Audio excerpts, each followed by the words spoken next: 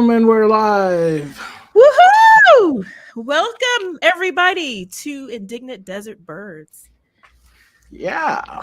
And And since we're still a new channel, Fletcher, we should remind everyone that what we're all about is Catholic culture and arts. So, arts and letters, politics, current events, architecture, rock music, poetry, you name it. If there's some kind of interest in the Catholic perspective on it, we want to talk about it. And since the word Catholic itself means universal, that's going to be a lot of stuff. right. And today's a special day for us Catholics. Yes, it is. And we're so honored and grateful to be with you on the Feast of the Assumption. The Assumption of Mary is one of the holiest days on the calendar for we Catholics. It is the day that we honor when the Mother of God, the Mother of Jesus Christ, went to heaven. She was assumed into heaven, we believe, body and soul. She did not have to wait until the end of time to have her body and soul be united because she was conceived without original sin. God preserved her from that in order to be a perfect ark of the covenant for the Savior, for the actual wonderful gift of God to us. Jesus, the Lord, made flesh for us. So she went uncorrupted back to heaven. And this is the day that we celebrate that. Amen. A And holy it's day of obligation. So everybody listening, make sure you arrange to go to mass today. right. It's one of those days that you have to go to mass. And getting ready to go later on today. So it's awesome to have you with me today, Ursula. Yes, thank you. And what's so nice about these feasts, they are a way of keeping the church on track with our devotion to remember God in all things. And it's interesting, Fletcher, because I just learned this week, I've been doing this study of Martin Luther, the Reformation, and how he, a Catholic priest, basically kind of turned the whole world upside down by breaking away and starting his own Christian faith. The first time we'd had one happen, which was in the 15th century. And interestingly, one of the things he did attack was the church's calendar liturgically. He did not like the fact that we punctuate our lives with feasts and fasts, right? So sometimes we're feasting, sometimes we're fasting, like for Lent and for Advent. Other times we're feasting, and there were a whole lot of different feast days on the calendar. And he helped, actually. This might be something people find interesting if you are really into corporate culture. He kind of started corporate culture because he made it more of a regularized time. So in the medieval period, their sense of time was very much influenced by the Catholic Church. And he kind of made it a little bit more, how you should say, secular. Mm, Instead of sacred time, it became more secular time. And so that's one of the many things that came about from the Reformation. wow. Well, one thing that came from the Reformation, it's Mr. Dawkins, I guess. Oh my goodness. Thank you for talking about this. This drives me crazy. Do you want to talk about it first, Fletcher? And then I chime in Yeah, if so you want. basically, Yeah. sure. Let me cover to what they said. This is from Lifeside News. It says prominent atheist Richard Dawkins banned on Facebook for 11 years, 11 days after affirming biological reality. Yeah, so here I'm rougher than Facebook You're here. rougher than I'm giving Facebook. you 11 years, Dawkins. 11 So years. so he was banned for 11 days after affirming biological reality. This is insane, but it reads. Well, Facebook parent company Meta says prominent atheist Richard Dawkins' account was locked for unrelated reason. I'm doing Oh, quotes in the okay. air so you don't, so Okay. if you can't see it. Interesting. The Interesting. biologist posted on X that his ban followed directly after affirmed the reality of genetic sex in comments about the Olympics. So this is the tweet right here. My Facebook has been deleted for no apparent reason, as we have not received a response through Meta or Facebook for a resolution. Was it something I said? Hmm. So this is coming after comments, I guess, basically said um, um, about the non-biological, uh, the inclusion of non-biological women in the recent Olympics of France. Now, this is an interesting twist because later on, I guess we can talk about this. I don't know if you know, Ursula, but later on we'll talk about how this a certain fellow who was a boxer in the Olympics now is suing a lot of these people um, for which is defamation. Yeah, which so is a whole nother story. yeah, Literally, we'll come back to it. literally, right? Well, I would like to comment on this because, first of all, Richard Dawkins has gotten under my skin for years. I had a coworker one time who had read his work. It was kind of during the early 2000s when all of the atheists were like really prominent and everyone was Mhm. really excited about atheism. and, there was, God is dead. And I forget, the God delusion. I think that one is Hawkins's book.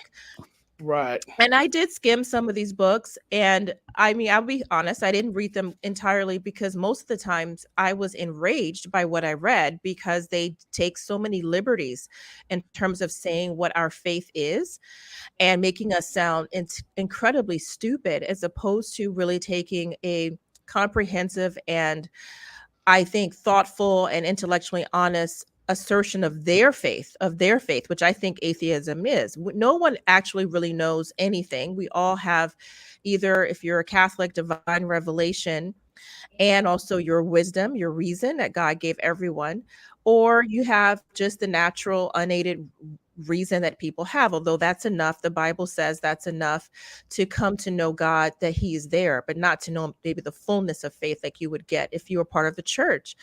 So I would be okay with you, Aristotle or Socrates, take us on this journey and understand why you came to believe there is no God. But instead, a lot of the times what they do is how stupid we are.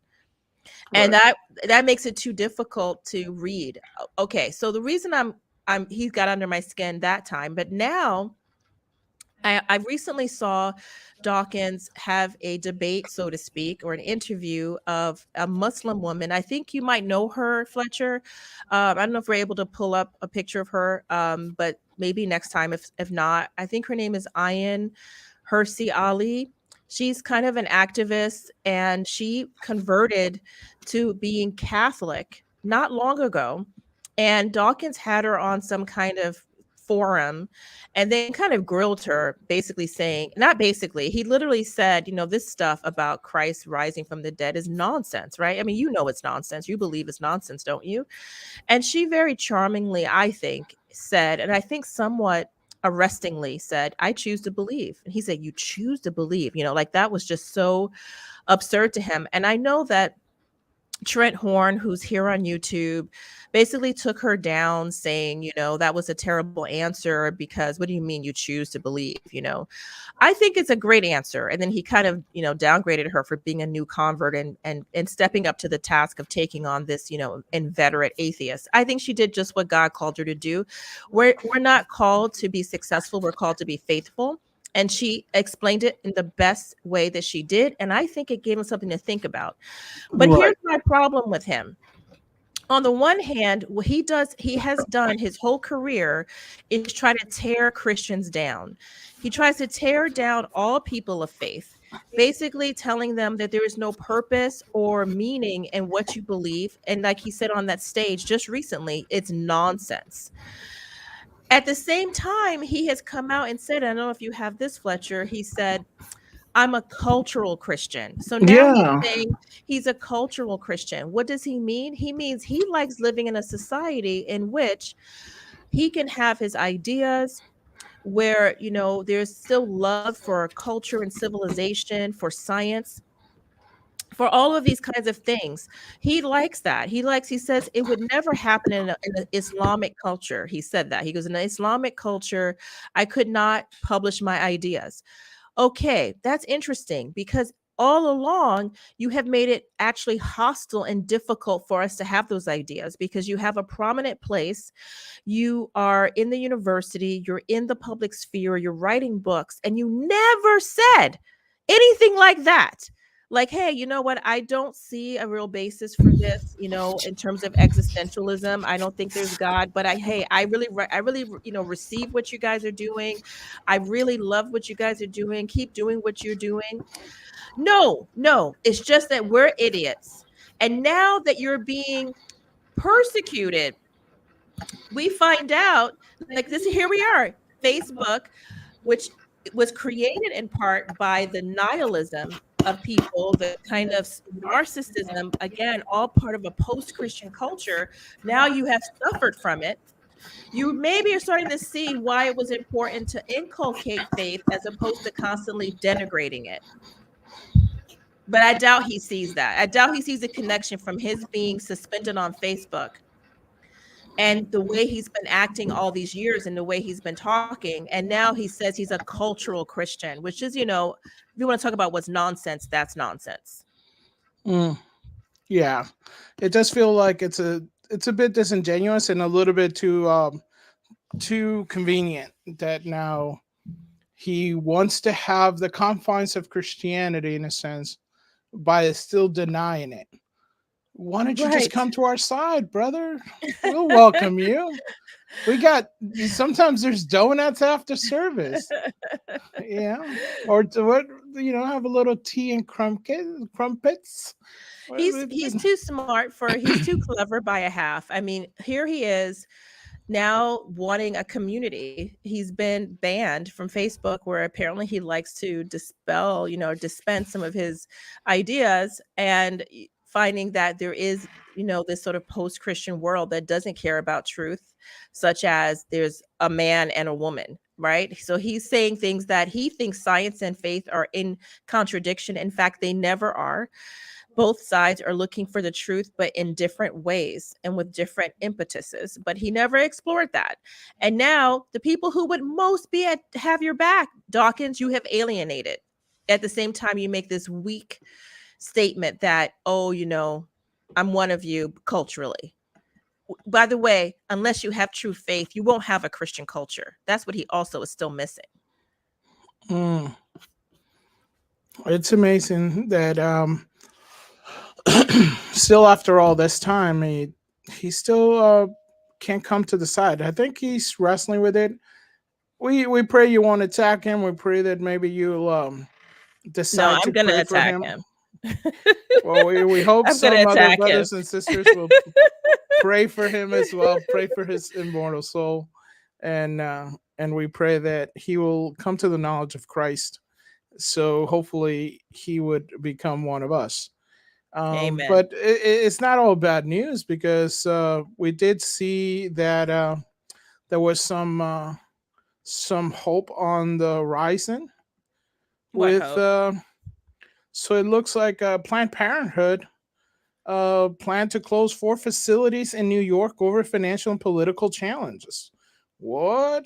Planned Parenthood announced the closure of several abortion facilities. It also announced a temporary pause on late-term abortions. Meanwhile, the company and the media are downplaying the existence of late-term abortions. Sickly. So according to Lifeside News, there will be fewer abortion facilities in the Empire State following a decision by Planned Parenthood. Planned Parenthood of Greater New York City cited compounding financial and political challenges and its decision to close abortion facilities in Goshen, Amsterdam, Catskill, and Staten Island, according to a news release. These 4 centers only appear to offer the dangerous abortion pill and a not so-called surgical abortion. According to Lifeside News, a review of Planned Parenthood's website, there were more than 100,000 abortions committed in 2020. According to the pro-abortion Guttmacher Institute, I butchered that, I guess.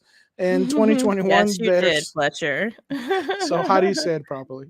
Guttmacher. No, I don't think anyone says it in the German way. Nobody says it in the German. 999. There were so many. So basically, this is good news. The less abortions centers are, the better. But is this a turning tide, do you believe, Ursula? I don't know. I think, certainly this is, a really complicated kind of maelstrom of a mess that we have. We had last year the Dobbs decision, which brought abortion to the states. And that was lamented by a lot of people, of course, not by us as a Catholic channel. And we both are devout Catholics. So, we know that that's a life that God created and we don't have a right to terminate it or snuff it out for any reason. That's his job. He has the life and death. But at the same time, in the civic arena, it's very important to a lot of people. I hope that natural law would take over and they realize that, these things have not been good for our culture and society. We have really gone down when we've had this kind of, sexual revolution and people just acting out and taking the lives of, innocent people.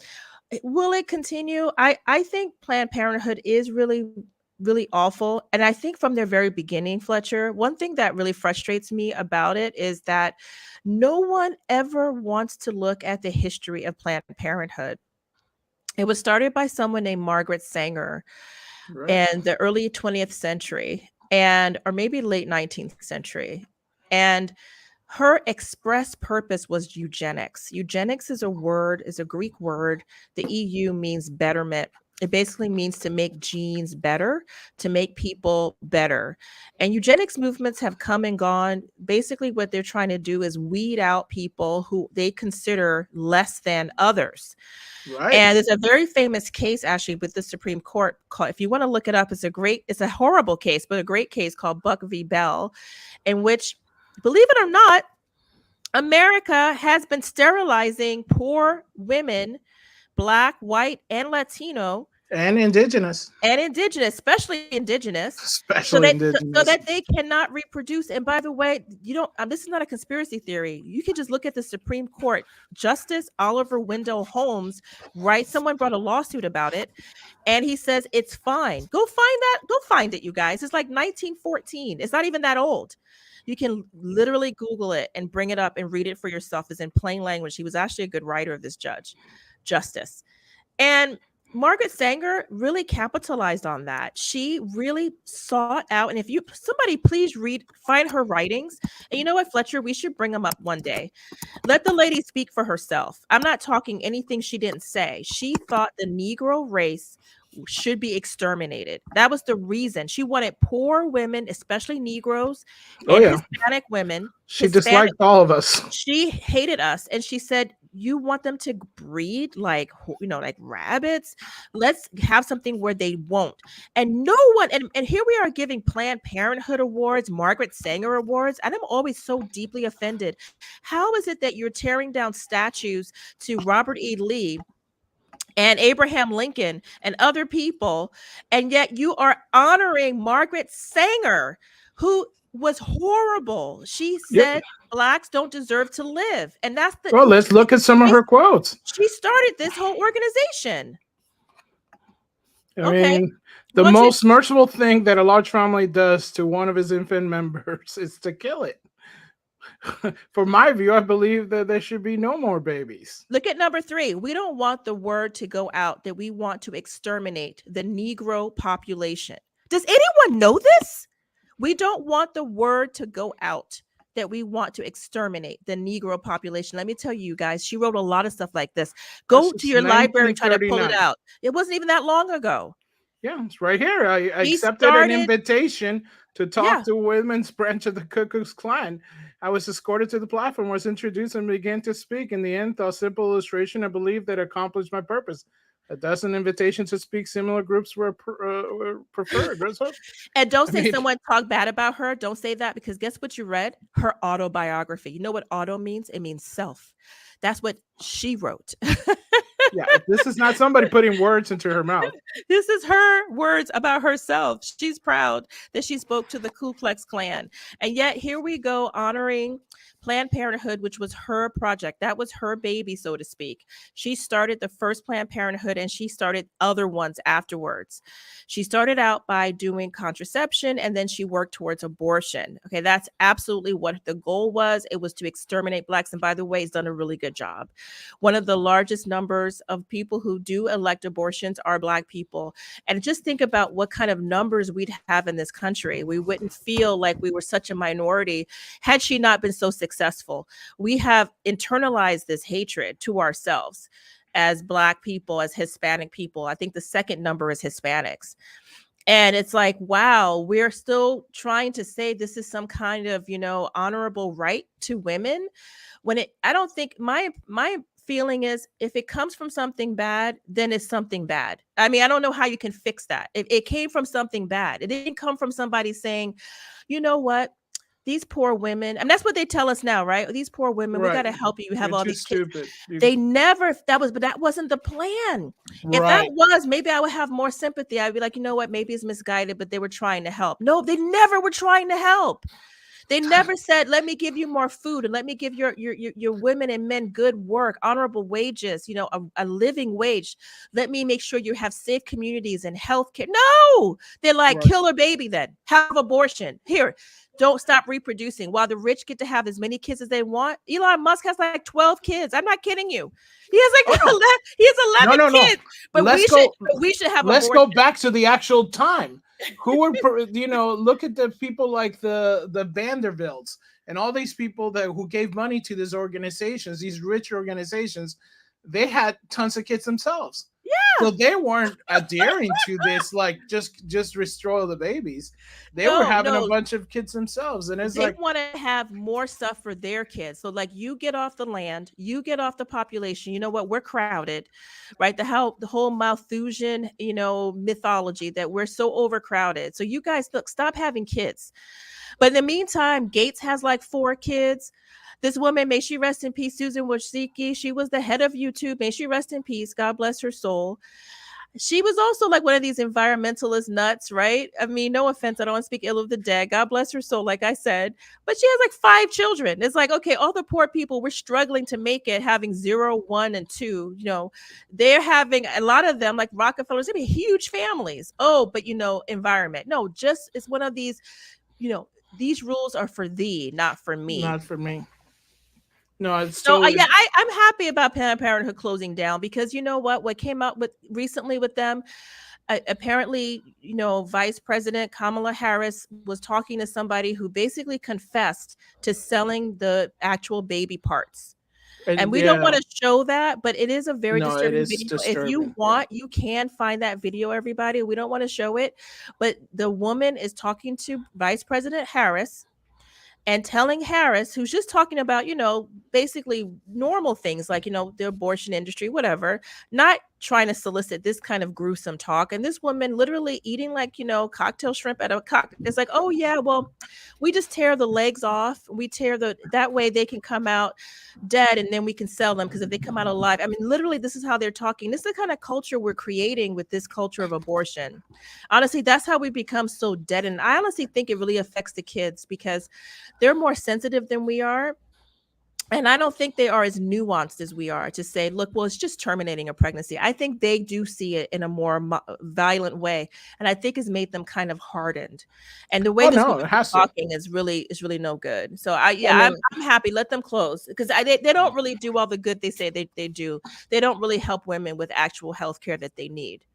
Yeah, why have any hope in society when the same society try to murder you? I mean, that's another reason why I think we see some of these kids. But this is also part of the society. We have stars like Lady Gaga saying, I pray that we can keep killing babies in abortion.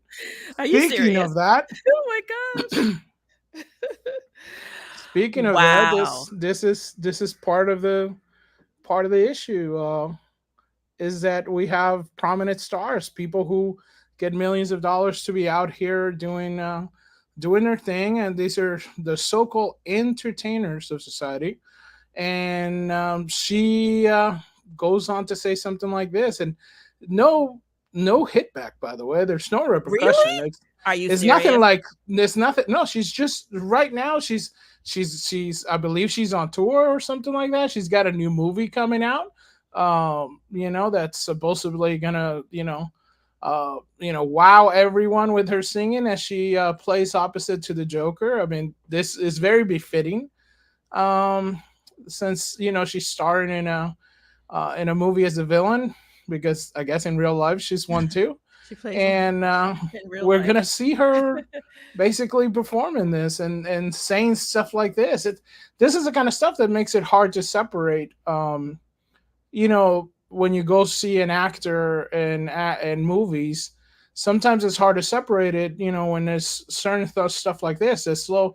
I mean, it's one thing to people to have their certain beliefs, and there's another thing to, like, just be proud of certain things that are, especially in our communities. It's like, yeah, we understand you guys say all you want, but they're not prevalent in your communities. There's no Planned Parenthood in your, Martha's Vineyard area. There's no like hangout there. They're all in our neighborhoods. They're right by the soul food restaurant. They're right by the taqueria, and they're around the corner in the rest.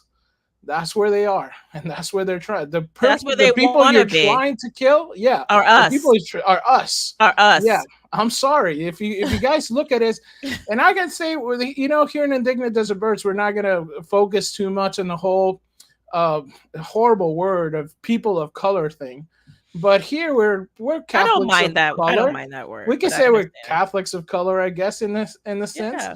And you know what? You're trying to take us out. You're trying to take our cousins out. You're trying to take our families out. And this is the face of it right here. You have the face that you have a face with a name. You have a face with a name because she's basically telling you what she wants. She wants this to happen. She wants um, people to continue doing this.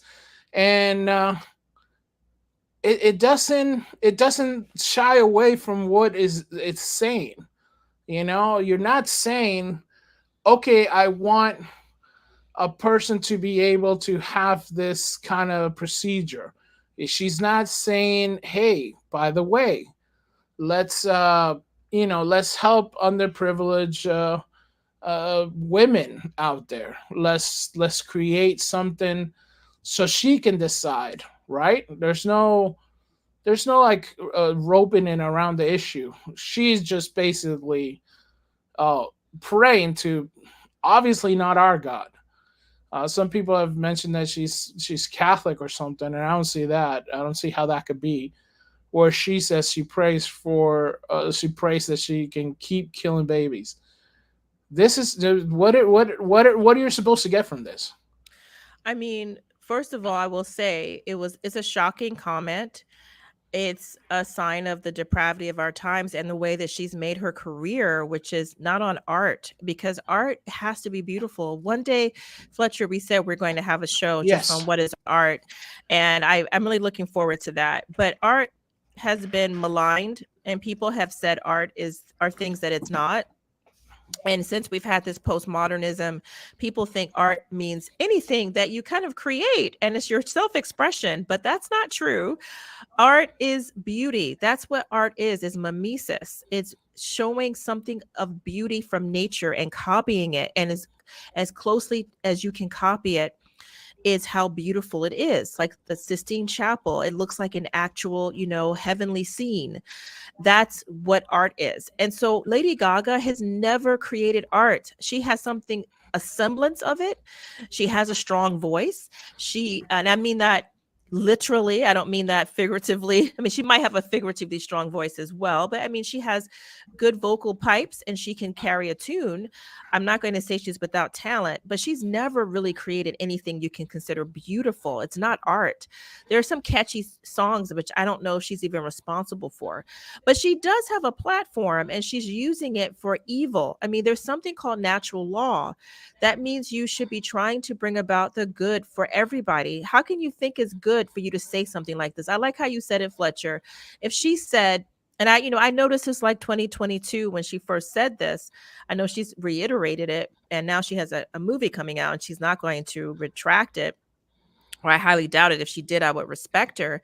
So I know in that time she was probably worried about, everybody was worried about Roe v. Wade being overturned and abortion rights. If she had said, "Hey, I just feel uncomfortable about the fact that the state has this kind of power over women's bodies or something," then I would respect her, because I would say that's a fair opinion.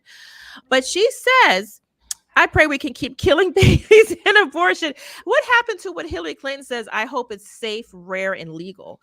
Not saying you want to be able to kill babies in abortions. You're saying, look, I want to have that option in case there was some perceived need, but not affirmatively wanting to do it. On the other hand, Fletcher, I have to say, you asked me what I felt. At least she's honest. Some people are still saying things like, "Well, it's not human, it's not a baby." So I feel like, you know what? Just be honest. I would prefer that.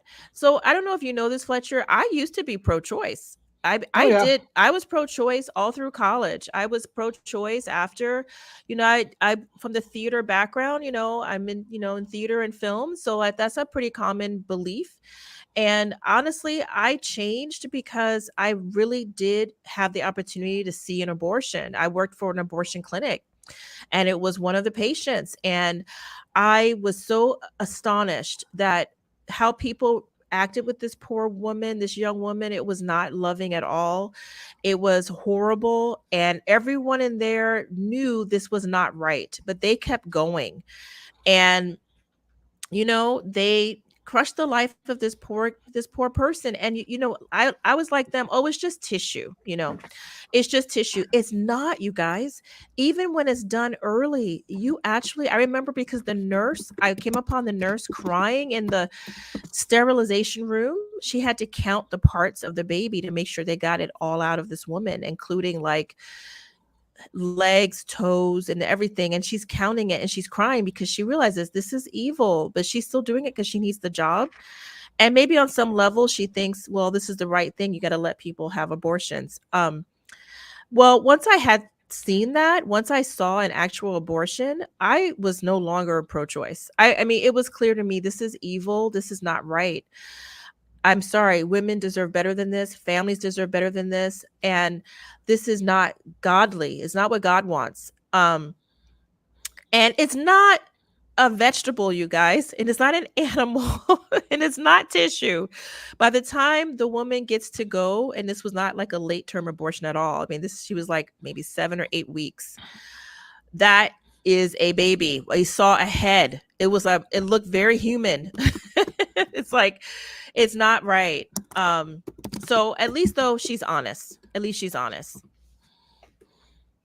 Yeah, it's a shame. I think hopefully we get a little bit more discernment from people about the situation, and I hope that she comes to understand what she's saying, and we pray for the best. And if she But is Catholic, I pray she goes to confession, as I did, because I was very young at the time I was at that clinic. I was 19. And I, obviously repented and asked the Lord to help me, and actually went to formal confession about that. At the time, I thought it was the right thing to do because I was pro-choice. I was like, yeah, women. And I wasn't there to work on abortions. I was just there to work in the clinic. But as part of their in orientation, if you will, after like 2 months, you had to basically just hold the hand of a woman who had chosen to do this, to kind of like keep her calm while they're doing whatever they're doing. I wasn't part of the staff to kill the baby. But, I was there generally to do pregnancy tests and give results, and do little things like that. And this was one of them, like, "Hey, can you hold her hand while, we killed this baby?" And I was like, oh, I was uncomfortable, but I didn't right, have like the strength. I was like 19. I really loved the job. They paid well. They had to, because they couldn't keep anyone in there. They stopped hiring college students, actually, like sensitive Christian women. Like, I got the job idea from a friend. She was like, "Oh, you need money? Oh my gosh, this job is great. It's pretty easy."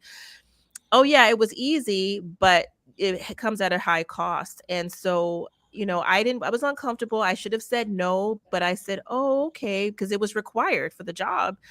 And then right after that, I quit anyway. I was like, this is horrible. And by the way, I was meeting all these people who they didn't need abortion. They needed higher wages. It wasn't like these women who came in wanted to kill their babies. That's all that the society is offering them. I met a Yeah. lot of Black and Latino and Asian women. What they wanted was husbands who would actually do what they're supposed to, baby daddies who need to come, stand up and do what they're supposed to. They needed better jobs. They needed more money. They needed higher wages. They needed, family members to kind of help them out. They needed church folk to kind of come through. That's what they needed. That's what they said. They needed Yeah. education. They needed so many things. They did not need abortion. That was a last resort. And it wasn't what we should be offering them. We put all this money and time to helping Planned Parenthood, which, by the way, gets subsidies.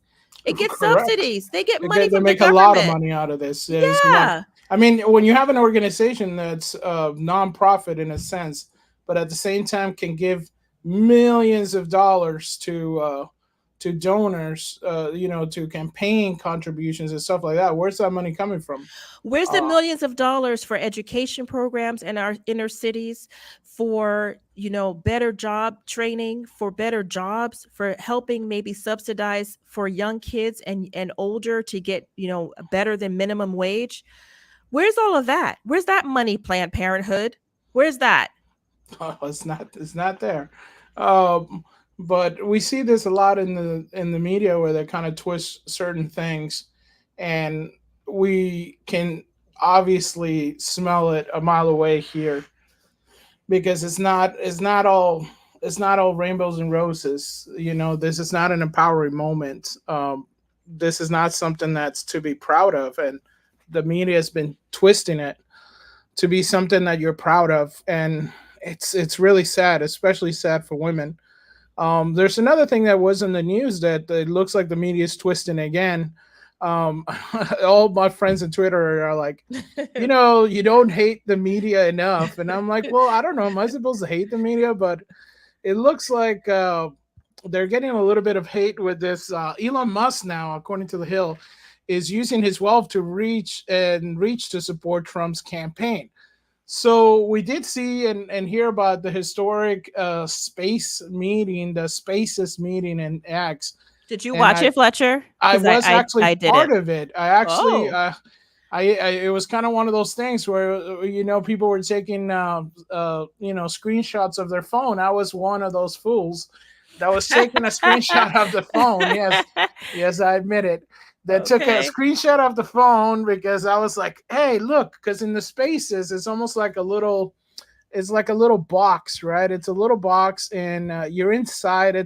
It's almost if you guys have been on Facebook or anything like that, and you're basically waiting for the speakers to speak. But then if they are there, you you are basically um, together in one little area, and your avatars kind of show up, and then you kind of see, hey, look, there's the avatar of the president, and here I am.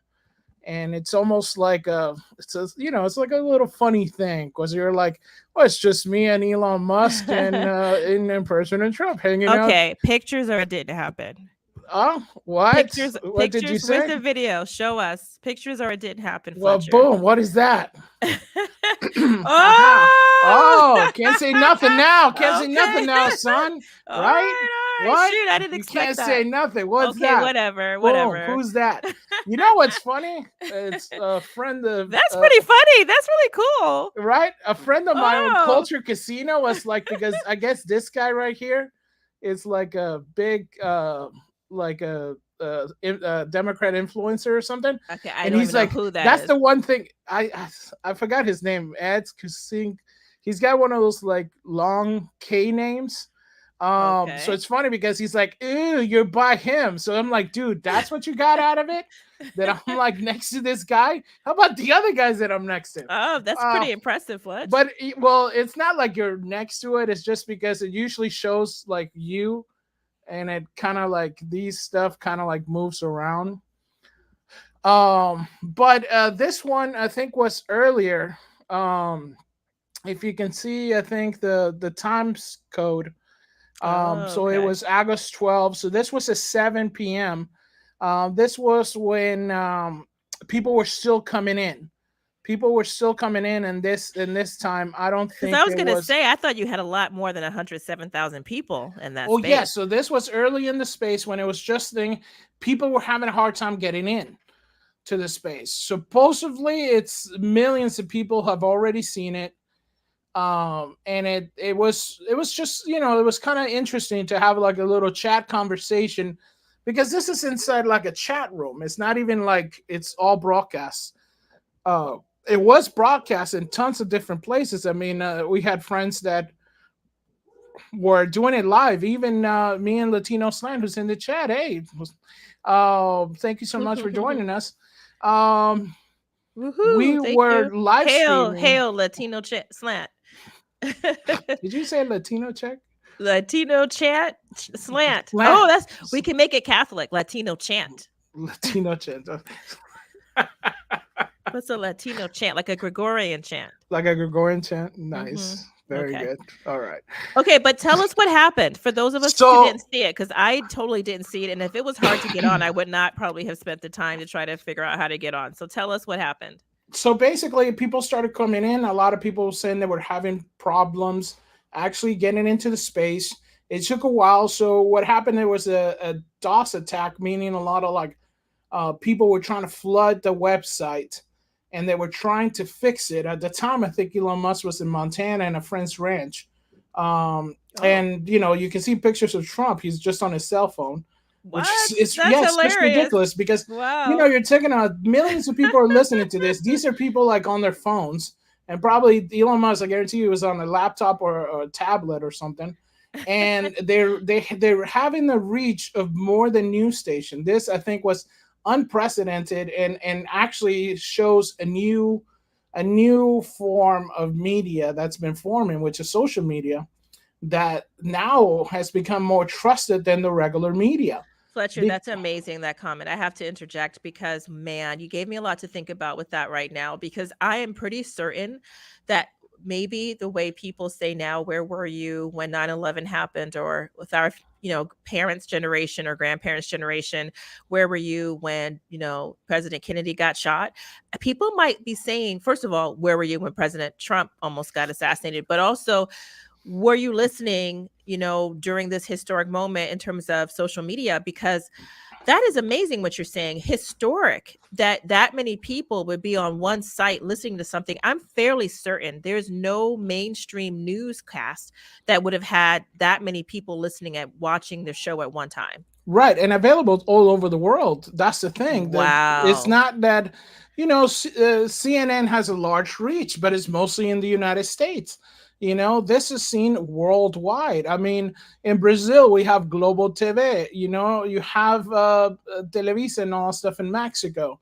You have Aero TV, like in Europe, but that's even like limited in certain areas. You don't get all the Euro TV in Turkey, right? I mean, you don't get it's not broadcast into Russia, right? But guess who's broadcast into Russia? Twitter. Twitter's amazing. Worldwide. It's a worldwide app. It's limited in Cuba. But guess what? We have friends in Cuba who are able to get on X. No kidding. Really? Yes. There's people right now fighting the good fight, to not only have Catholic freedom, brothers and sisters in Cuba, but also to hopefully one day have a free government that lets them express their religion freely. And you know what? It's amazing. Thank you, Fletcher. I didn't get to see it, but I did get to hear some of the gnashing of teeth, to use a Catholic metaphor here.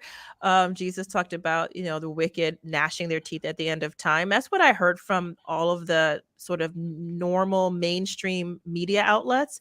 They really lambasted this thing. They kind of made it seem like it was just amateurish and stupid, and Elon Musk didn't do a good interview. But I do regard those kinds of critiques with suspicion, because honestly, they don't like the competition. Oh, completely. I mean, he can bypass them and whatever kind of gloss they put on the news by just going directly to the people. I applaud that. No. It's completely warranted, because you're basically saying Here I am. I'm just with my cell phone in my hand. I can now actually record what's happening on the streets. I can actually go to my neighbor and talk to him and say, hey, what really did those police officers say to you? Right? Did they read you your rights? Were Right. let me take out my phone. I mean, look at all things that are happening right now, even like with police brutality, with riots and all that kind of stuff. People are pulling out their phones and documenting themselves. They That's are the new right. news That's because right. they're able to go. I mean, how many people have we seen this so many times? In our neighborhoods, an officer pulls over somebody. Somebody pulls out their cell phone just in Wow. case. We don't Yeah, know. We that's have so good. much. It's like what we talked about the Massey shooting, and Yes. how conveniently certain cameras were turned off. I Yep. mean, what if her mother would have been there with a camera? What if she had a home camera able to capture these moments? That's a great So idea, actually. so that's what we said. Remember what we were talking about last time when we talked about this? Make sure Yeah. you have a camera set up in your home. Make sure you have ways to protect yourself. Yes, the police are great, and sometimes they are, but sometimes they're not. So be ready to document certain things and have that camera in your hand. And I think that's what the news cycles don't kind of like, because it's expensive to have big studios. It's expensive to hire talent that can read well, uh, and have fancy teeth and hair, and just smile and say, "Hey, by the way, you scumbags, you get to eat bugs now," so, because the corporation told us to say that. But this is something that I think was fascinating. So as soon as a lot of this stuff was happening with Musk and Trump, can you see this? Let me see if you can share this. I'm going to zoom in, guys, because this is just a compilation of some buddies that are on the Twitter sphere, this fellow keyboard warriors, this fellows of weaponized autism, my fellow weaponized autistic fools. So this is man, that I gotta say, man, you fools go hard. You fools go hard. Do you want to tell people what you mean by weaponized autism in case they don't know that phrase? Okay, all right. I've if you guys have heard me on any show or anything where I'm on, I am on the spectrum. I know that a lot of folks, like, hey, you speak so well. Your eyes don't look all goofy. Yeah, that is true. But I am on the spectrum. That means I have a form of autisms. I have autisms. That's one of the things. I have lisp. I have a little bit of dyslexia. On reading is hard sometimes, even though I do it in several languages. It's still, sometimes the letters invert. And people that have neurodivergencies have, you know, certain mental handicaps. Could be because I was dropped on the head a few times as a kid, Weren't we or all? weren't we all back in the days? Back in the days, that happened a lot. Or who knows? It was Argentina at the time where I was born, and then when we went to Brazil, both countries were kind of crumbling in civil war. So who knows what happened?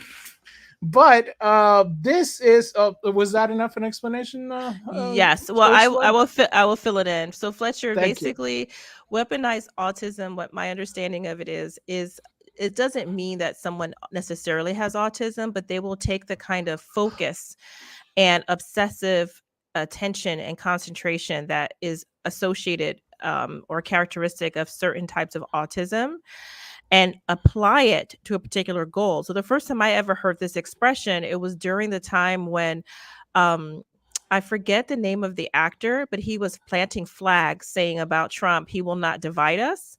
Oh yeah, And yeah, yeah. and Who's now a Catholic brother ourselves. well, God bless him. But at the time, he was kind of planting these flags and being a little bit of a gadfly, and some people were taking the flags down to thwart him. And so he would then put the flag up. I think he had a camera watching it, and he would put it in places that he wouldn't disclose so that people could not take down the flag. But then certain people were watching the videos and trying to figure out where the flag was, even though they had absolutely no information about where the flag was, by paying attention to the weather pattern, by the direction of the wind on the flag, by sounds they could hear, including like, was there a frog in the background? Okay, well, if it's a frog, it can't be in this part of the country, it can't be that part of the country. In other words, at the end of the day, these people worked together to find out where the flag was and went and took it down until he finally stopped doing it. And they called themselves like weaponized autism, because what they did was they used their, what's usually kind of a downside, that you can't stop focusing on something, that you spend so much time and attention on it, and used it to their advantage, which in this case was they wanted to get that flag down and show they could do it. So they use like this FBI technique, and it's really hilarious. You got to look this up, you guys. If you've never seen this, it's hilarious. So if you see it on the screen, this was a flag. It was it's an actor. What was it? Shia LaBeouf and artist. That's his name. Natasha Side. I'm not gonna butcher that. Sorry, Don't even try. Natasha. So what happened is they started doing this thing. He will not divide us about the Trump election, and he so they had this flag on this property, right? And our fellow nerds and neurodivergents decided to, like, it was like a live stream. So he did a performance piece. This is the computer. This was a performance piece where basically he would have a complete live stream, and he would have people come in and say he will not divide us. That's it. They would come into the live stream, and it was live stream, and it was a theatric piece, right? People will come into this alleyway or something. I think it was placed there, and people would just say, he will not divide us. He would not divide us. Now, of course, people found that alleyway or plaza, I forget where it was, by, measurements of the sun. What time was the live streaming? Where was the sun position? So they found that, and then they started there, doing, like I said, a frog. They would listen to like the sound of crickets, frogs, well, to see what kind of wildlife. Was first they had a live stream, and then they decided, no, forget that, because then it became like a MAGA rally, because they found out where this was. And then they were like, know what we're going to do? We're just going to take a random property, and we're going to put this flag, we will not divide us, and just have it playing 24 hours. Gotcha. Right? Where the flag was found, because basically... I mean, I think they tried several times, and it was found time. There was different things. Yeah. There was different things. So the controversial artwork brought Greene County in 2017, subsequently stolen back in the hands of the creators. So I guess they collaborated with the Shia LaBeouf and this artist, this He Will Not Divide Us project, which Shia LaBeouf and this artist confirmed the week that the artwork was the cover. The artwork was the flag. Even though the theft happened in 2017, they wrote on an email they'd never give up hope that He Will Not Be Divide Us flag would be recovered. So I guess the artwork has been recovered by the FBI. They're called neo-Nazis. They were not neo-Nazis. What they were a bunch of bored kids who had what they called weaponized autism. Like they had nothing else to do. They were very smart, and they had the kind of attention span that most people would only dream of.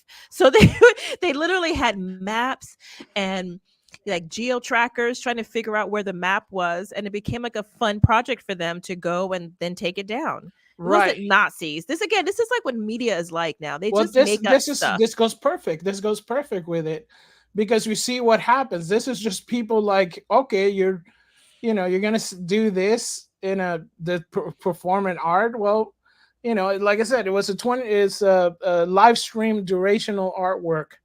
And hey, don't be mad when people participate in your performance piece that you call a participatory performance piece. They didn't perform the way you wanted them to. He wanted people to come and just say they will not divide us, because he did invite the public to do it. Well, they invited, they came to participate by taking down the flag. Right. If it's a contemporary art piece that you wanted to be participatory. I mean, you're basically saying this is teatro del arte. But they don't like the teatro that showed up. You brought. Okay. All right. So Fletcher, tell us now why you use the term weaponize autism for what happened recently with this Elon Musk streaming that some of us did not see. Okay, so what happened is that we did get a lot of people basically taking screenshots of the news reaction to it. Hmm. So a lot of people like me saw it as, okay, this is amazing because you have such a small space.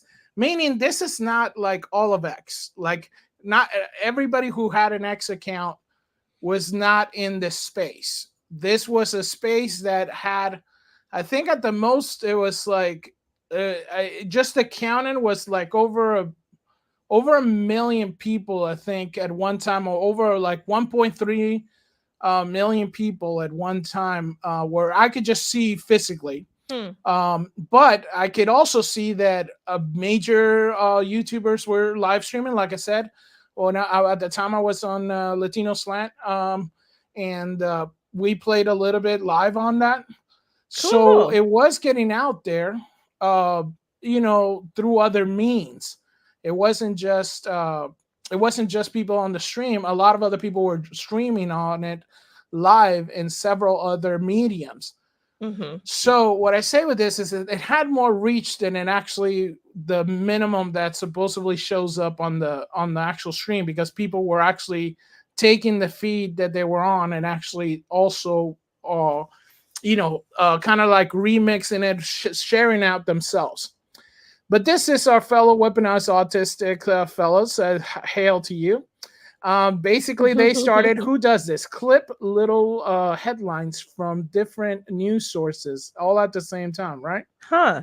So this is a collage, as shall we say, in the front. I think it's a montage. Oh, maybe. See, I can't even get that right. Always blame anything that's montage is French, right? I think they're both French. I heard it both ways. The right way and then yours. All right. So this is USA Today. Trump rambles, slurs his way through Elon Musk interviews. By the way, they said it was just a chat. It's not even an interview. If anybody listens to it, you can say they were just kind of just chatting. They were literally on their cell phones. I mean, the magnitude of that should not be dismissed. Fox, Kamala Harris campaign criticizes Trump for serving self-obsessed rich guys after interview with Elon Musk. Whenever you guys think that as conservatives, Fox News is your friend, this is the kind of stuff that they also say. Interesting. Donald Trump. I think this kind of shows they're all in it together. They're all the same. Right. This is all the mainstream media guys. These are the guys who told you to wear a cloth mask to defeat a tiny particle. Donald Trump's lists during Elon Musk interviews racist questions. So Donald Trump chatted with Elon, and there's but not Biden's complete discombobulation. We're not going to get into that. See? Okay. Stay with me here. Stay with me. So Donald chatted with Elon that there's a future as they see it. Losers win and incompetence rule. Musk Trump talks on X after glitchy start, a 2-hour ramble. Never mind that millions of people were able to sit together and actually listen for millions. Monk's interview, surprisingly dull. I kind of like that one. This one sounds pretty cool. The Musk Trump X interview, a surprisingly dull meeting of two planet-sized egos. That's great. Well, it had to be something English. You're not wrong. You're not wrong. You have an affinity for the English all the time. Familiar vitriol, Musk enabler. Donald Trump. Well, if you guys see, so this just goes on and on. Nothing about how many people were rich. Yeah, they nothing never tell about the truth. how it was incredible and just the numbers and how basically they're pretty obsolete. And thank you so much for if you can see, this is it was put together by Autism Capital. So hail my fellow autistic nerds. Amen. For putting this together. But once you look at it, from a big perspective, you're like, this thing is mass. This is just some. And this is just the ones in English, folks. And they hate it because you see they're behind the eight ball, right? Because Oh, they completely. they have to wait just like the rest of us poor peons to get the news. You know, they can't just make it up because we can confirm what happened because we were there. What all they can do is wait until the 2 hours or whatever has passed for the interview have passed, and then, make something up about how bad it was based on their opinions only. Because unlike in typical situations, like if he has a rally that's not televised or something, or only partially televised, they can say all kinds of things because we weren't there and the journalists on the ground will tell us. But in this case, what President or former President Trump has done has put it into our hands so we can listen. I think he did a great job doing that. I mean, now, I, you know, I'm not exactly sure. Does this move the needle? Were people perhaps changed? Did it make anyone more likely to vote for him or not? I don't know. I Like I said, I need to go listen to it. I think it's, like you said, is historic. I will try to find it. I don't know. Is it on X or something? Like, how would people listen to it who didn't listen?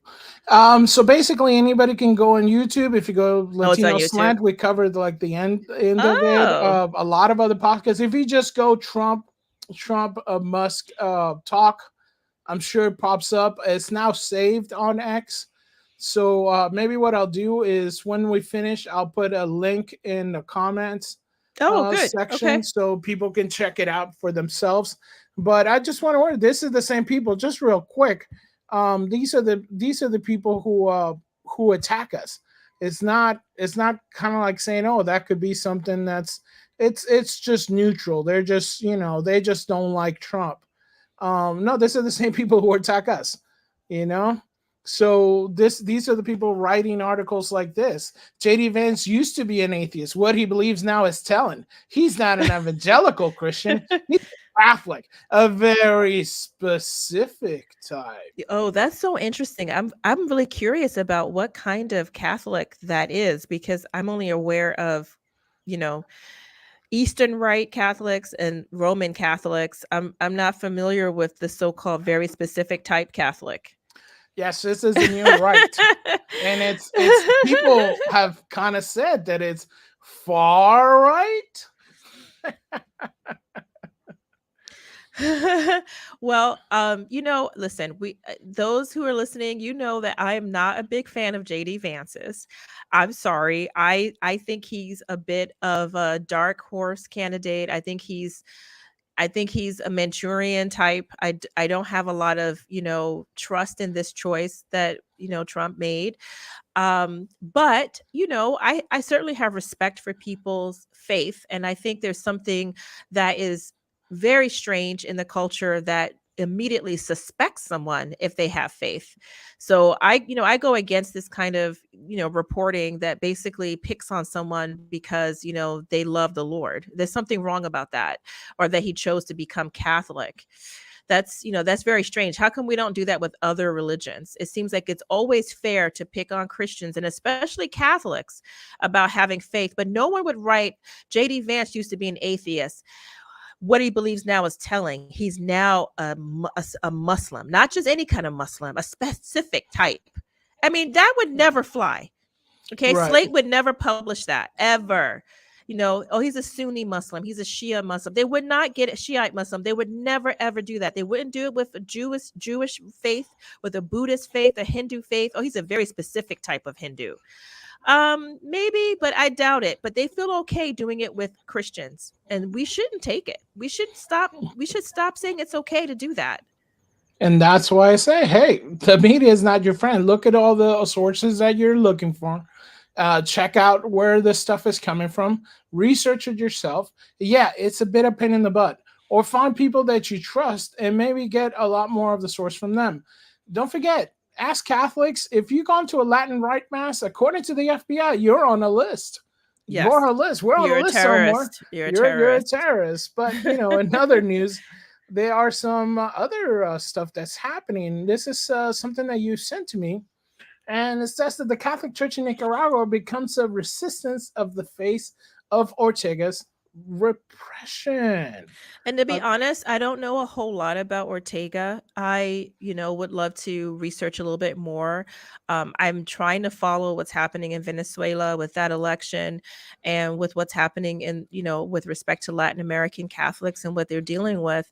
But I do want to point out, it seems that again, the biggest group of persons who are subject to oppression in this modern times are Christians and mostly Catholics. It's not, in fact, I read once that the greatest number of martyrs have been in the 20th century, not even in the past when it was illegal to be Christian. It's been happening more now than ever. And so I've been reading about what's happening in Nicaragua, and it seems like, you know, the church is trying to fight back, which is what its job is to do, is to bring about justice, to bring about peace. Our role is not just to pray in church, but to do things to make life better for everyone. And it sounds like we are beacons of oppression, of resistance against the oppression, but probably also getting plenty repressed also. yeah, so basically it says that in an act that reflects the rise of religious repression in Nicaragua, the authoritarian regime of Daniel Ortega has recently expelled 7 Catholic priests to the Vatican. This measure has been condemned by the international community and highlights the courage of the Catholic Church in its fight for justice and human rights in an increasing hostile environment. Since the mass protests of 2018, the Catholic Church has become a constant target of the Ortega regime. The government response to the peaceful demonstrations, which initially opposed reforms to the Social Security system, quickly transformed into a brutal repression on any form of dissent. The church, in its role as mediator and refuge during this crisis, faced the wrath of Ortega, who accused it of conspiring to overthrow his government. So I guess there was a group of priests detained in Nicaragua. 7 were exiled on August 7th and sent to Rome. They arrived Thursday afternoon. So the priests were Victor Gade, Jairo Pravia, Silvio Romero, Edgar Casa, Erwin Torres, Elisa Vegas, and Marlon Velasquez. So Well, obviously, this is some stuff that's coming. The detention of priests, things like that are becoming a little bit too common in certain areas. so I'm going to say to all of our listeners, whether you're listening to us live or on our playback, please stop and say a little prayer for the church and particularly the people who are suffering. I read a horrible story about a couple of Nigerian priests. Actually, it's been happening a lot, who've been kidnapped by violent forces against the church, and one of them was killed just brutally. His name was Father Godwin. May he rest in peace, and may all these people have the strength that God gives to overcome this. But I think, what, it's a good sign, Fletcher, because first of all, they say the blood of martyrs is the seed of the church. So we tend to Mm. grow when we have to go underground or are repressed. And it just shows that the only thing that can really confront evil is God, is Jesus. That's why the Catholic Church does so well in facing against repression, because unlike some other denominations, or rather non-Christian, non-Catholic Christian faiths, we don't just wait for, well, let's just wait till we get to heaven. We think that what God gave us down here, he wants us to fight for also. He wants us to bring maybe not heaven on earth. That would be, heretical, but he does want us to bring about the kingdom of God on earth. And that might mean chasing down and facing a tyrant. So that is our work as well. We are here to feed the hungry and clothe the naked and visit the sick and heal them and all those who are oppressed. Like, we are supposed to do that here. And so it is important that that's what it fits what you talked to us about with the election, because that is what we're supposed to do, is try to, and some Catholics say, well, we shouldn't get involved. We kind of have to. Right. Get involved, or you know, Or it's have gonna this involve you one way or another. one way or the other. One way or another, you will be involved. Yeah. Another reason why you have to be involved is because sometimes the government is not your friend. Look at what happened in Canada. So after a long time, you have basically Trudeau, who which is the Prime Minister of Canada. Uh, Unbelievable. Unbelievable. he basically pushed this narrative of Catholics killing Indigenous kids and burying them, that it turned so violent. It actually, I still don't know the number of churches burnt in Wow. Canada that Wow. happened, but it's almost, I think it's upwards in 50s, I want to say. I mean, it could be wrong. If you know, leave it in the comment. Um, but it all happens because something that was false. They haven't found any of this. This was just fabricated. I got into a dispute about this with somebody not too long ago, and Tell us about it, Fletcher. so basically, people were saying that the Catholic churches were abusing these children, indigenous children, and this is a program that the Catholic schools did have. And what they did is they provided education. They provided us, kind of like a nunnery or a mission. And a lot of this stuff happens. We did see a lot of blaspheming of Father Sarah in California not too long ago. That always comes out like every year. They want to take down Father Sarah's statue because he says, the Catholics abuse the kids because they try to change their Indian heritage and ways. Somebody has indigenous blood, like yourself also, Ursula. Yes? Um, we kind of superly resent that because we're both indigenous and Catholic, Yes. and our families were. And yeah, we still have our fried tacos, we still have our traditions, we still attend the powwow, but guess what? We're sanctified through Christ. And Amen. this hurts because, yeah, is every priest a saint? No. Was every nun a saint? No. Their intentions were, to change the culture, which we are called to do. And maybe some heavy-handed, stuff happens. So far, there's a lot of accusations and not a lot of proof of this things. And they spent so much money trying to prove this How correct. shameful is that though, Fletcher? We started this conversation talking about, how Planned Parenthood, well, not at the very beginning, but at some point early in the conversation, has spent so much money, an obscene amount of money on things that are not helping women or the poor. And here we have this, country of Canada spending money. I know they have people who need, Oh looking yeah. for a ghost because somebody said, oh, they were killing Indian kids. The Catholic Church was killing Indian kids, and they're all, buried around the country. And they undertook this expensive and extensive project to find it, and found nothing of the sort. I mean, the problem is, it's like historical revisionism, because what happened was some of these dioceses and, church properties, they were poor, so they sometimes had a few kids who died. It was there was plagues and typhus, and it was not like 21st century living. And sometimes they were unmarked graves because they couldn't afford better. But as far as like massive graves or like massive killing of kids, that's not what happened. And there was absolutely, after how many years of studying this, they found no evidence now. And Zero. so much money. So they brought in Zero. experts, they brought in machines to look at the ground. It- Unbelievable. yeah, and but not It's but like a how psychosis. It's like Salem witch trials. no, it is. It's totally like Salem witch trials. Which, by the way, we get blamed for all the time. Guess what? No Catholics were involved in the making of any Salem witch trial. And please, please, if you're gonna talk about a referee, like the what was that uh the oh my gosh, I'm blanking out. What are you talking The about? Spanish Inquisition. Oh, yeah. Every time somebody says something, that was among Catholics, bro. It wasn't about bringing people. Yeah, look that up too, We because should do that's a show on that. we We'll do should do a one. show on that Yeah. because a lot of people are misinformed on that. We're not here trying to, force people into our faith. There's the kiss the sword or kiss the cross. Yeah. Yeah, that was the government, not the Catholics. Yeah. So yeah, this I is mean, it's disappointing funny because because there's it no doesn't take apology. much.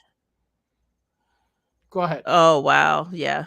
Yeah, no, I mean, it's disappointing because it seems like it doesn't take much to set these people off. They have a hatred for the church. They have no charity towards us. They assume the worst. They don't look to the fact that in the whole world, I mean, this is no exaggeration, okay? You look it up. Anyone listening to us now or on a recording, please do me the honor. Look it up. In the whole world, there has been no institution more philanthropic and charitable than the Catholic Church.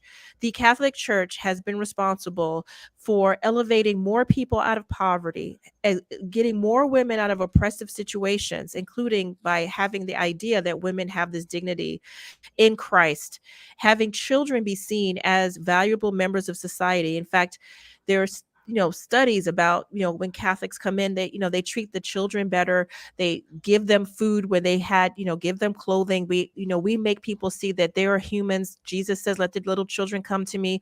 In ancient Roman times, they used to throw children on the pyre because and it was the Catholics who would go and rescue these children, the Christians. Hospitals, schools, oh my goodness, so many educational institutions, all Catholic. But the minute someone says, I think they're killing kids over there, they Yeah, undertake. let's give they, them, under, they millions of assume. dollars, and let's promote it, and let's not apologize about it. Trudeau, why don't you apologize? Why don't you rebuild those churches? Yeah, because I'm people so got mad. angry at them and bombed churches and burned churches to the ground on the idea that somehow the Catholic Church had this huge, vast conspiracy of killing indigenous children. Here's the thing. You know what? It's not that the church is perfect. It's a human, institution, is divine as well. But there's enough human beings in it that is not going to be perfect, right? It's going to be horrible in some ways. And it is. I mean, but it's not like horrible the way they think. I mean, we're sinners. But the idea that these selfless people, most of whom, you have your predators, right? We had the priest crisis. You have some horrible people who take advantage of their position and who maybe even entered into the clergy so they could do that. It's not like the clergy kind of creates this kind of monster. These are monsters who think, how can I get around children? And then say, hey, let me do that. The exact same thing you see with public schools. You see a lot of people, in fact, there's a higher number, I think I read percentage wise, of sexual abuse of children in public schools than there is has ever been in the Catholic Church. It's what predators do. But you have all these selfless people, women and men who say, I want to help people. And you're thinking like on a vast scale, they killed people. I mean, that's like fanciful. It just shows me how little they think of us. Despite all that we do, it's mostly good. Yeah, no, that you can tell people you're not about it if you think this is something that happened. I'm sorry, but something that's also not about it is what we were talking about earlier. How people were basically saying, "Hey, this is not good. We should do something about this." And it comes to the forefront once again What are you talking because about, Fletcher? You're making me nervous. What's next? so there you go. Oh my gosh. Look at that face. I mean, One of those things is is he not like the is he other. gonna sue us? Good luck. Good luck. Good luck. Well, Are we he's gonna be bringing on the this in list? France or something. I mean, what are the French gonna do? We're not gonna get shipped croissants or something. What are you guys gonna do? Okay, first of all, look at this dude. This is not a woman. Stop telling me this. I had a big fight, Fletcher, with someone on one of the blogs who was like, "This person, you guys are so awful because this is actually a woman who has a disorder and she was born with a uterus and obviously is a woman." I'm like, "Okay, let's look at reality. Let's look." And this person even said, I think they were Catholic too. They're like, "This is unfair. In the medieval times before we had science, we would have just said woman if that person had a uterus. And now because of science," and I'm like, first of all, the church doesn't say no to science. The church has a lot of science, and that's something we can do a show on as well. I'm coming up with all these great ideas for shows, Oh, Fletch. great. I But don't know. we It should just talk seems like about. an ideas for more work for me. Yes, what's wrong with that? So we should do a science one because actually, it's a misnomer, just like with the Inquisition, that Catholics hate science and are not for science. That's completely untrue. There's actually a really strong tradition of faith and reason in the church. Fides et ratio is what it's called, where we believe that, again, you get at truth through more than one way. You can get at it through reason, like science, meaning using your brain. You can also get at it through faith. Anyway, the fact is, I'm sorry, young lady, whoever I was talking to, there's no way, looking at this person, that anyone in the medieval period, even before chromosomal tests, would have said this was a woman. You have a male physiognomy, you have a male skull, you have, look at the bone structure. Look at the man next to the woman there. Look how soft, even though she's muscular, she's an Olympic athlete. Look how soft look at it. You can see the difference. Women have more, even very, very fit women have more body fat than men. It was for the sake of giving life. It is actually very unhealthy for women to be less than about 20% body fat. You know, this woman's probably less than that. And you still see, look how soft her shoulders are. Look how rounded they are. Look at the definition in the man's I'm sorry, look at his clavicle. Look at his Adam's apple, clavicle, and the musculature of the arm. I'm sorry, that's not a man. That's not a woman. That's a man. Look at the hands. Okay. So this woman saying, "Oh, this poor person has a genetic disorder." Okay, first of all, I don't buy that. It could be this person has something like, it's possible, ambiguous genitalia, like upon birth. That could happen. It could be, I doubt it's full on hermaphroditism, because this person is just a man. I don't think it's a hermaphrodite, but it could have, maybe. But you know what? In this case, we had testing done and it was XY. So regardless, we know there's no ambiguity in what this person is. This is a man. Okay, XY. There's no version of XY that includes a woman. None. Yeah, and we're not trying to say that obviously it's a tragedy that this happened to this person. Right. And obviously there was If some that's confusions true. in the Right. family or whatever it happened. But according to the article, the Algerian Olympic boxer who fought as a female despite possessing XY chromosome as a man has filed a suit against Elon Musk and Harry Potter author J.K. Rowling for harassment. So Khalifa alleges that Rowling and Musk said mean things about him, her online, which constitute bullying. So when someone doesn't agree with you, then you should sue them. This is called lawfare. This is a kind of warfare that you can't get, your way. People have to agree with you. And if they don't, then somehow they are wrong. So yeah. This, and so we'll read what JK said. I like what she said. The idea that those objecting to a male punching a female in the name of sport are objecting because they believe Khalif to be trans is a joke. We object because we saw a male punching a female. And I think that's really well put. Obviously, she's a writer, so it makes sense that she would write it so well. I think that's the fact. We know we also saw, besides seeing a male punch a female, we saw this person that they want to tell us is female literally adjust his equipment the way men typically do when they're doing sports. I mean, not to be crude, we're a family show, but I literally watched some of the footage, which we're not going to show because we don't want to get, copyright struck. But I have personally seen the video where this dude is adjusting himself in a way that no woman ever has or ever will. We don't have the same equipment. And the fact that he has high testosterone, that he, even with taking whatever tablets he's taking to make himself have enough estrogen to qualify to sort of be seen as female, he must have his equipment. I mean, that's where testosterone comes from, right? It comes from, like, if you remove it from someone too young before they reach puberty, it would be like the little poor singers the Italians had, the castrati, where their voices got to be so high because they had their equipment removed before they had reached puberty. The fact that he has a strongly deep voice and has high testosterone so much that he had to bow out of other competitions tells me he has his equipment. So don't tell me he has a uterus. There's no way he has both. He is a man, and this is a fraud.